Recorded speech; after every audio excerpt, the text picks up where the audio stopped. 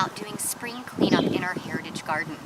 And one of the things that we need to do in our garden is to clean up our grasses and get them ready for the summer.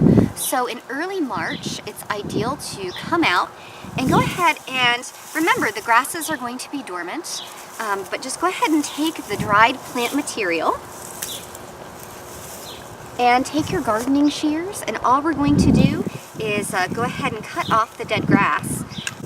What I want to do is avoid the new growth that's coming up. If you do this in the first part of March, you're not going to have this green growth coming up down here. You'll beat the clock. So I'm going to come actually pull this material off to the side, and I'm going to go ahead and take my gardening shears, and I'm literally just going to cut off, just like that, the seed heads from last year. Now, if you're a very creative type, you can, if you'd like to preserve this, if you think it looks pretty, you can put it in a vase in your house. Otherwise, I simply suggest adding it to your compost pile. Buckwheats are a phenomenal addition to any heritage garden. They're low water use, and they get these beautiful little pom-pom flowers on them during the spring and in the summer. And so in the spring, what you need to do is to go in and just break off the old flower heads.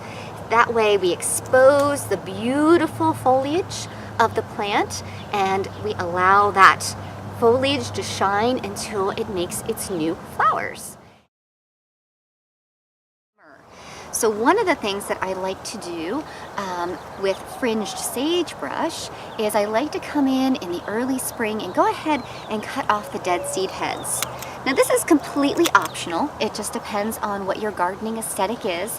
But I like to cut off the dead seed heads because I love to expose the soft, beautiful green foliage of the fringed sagebrush. It's Heather Wendt with your local conservation district, getting our gardens ready.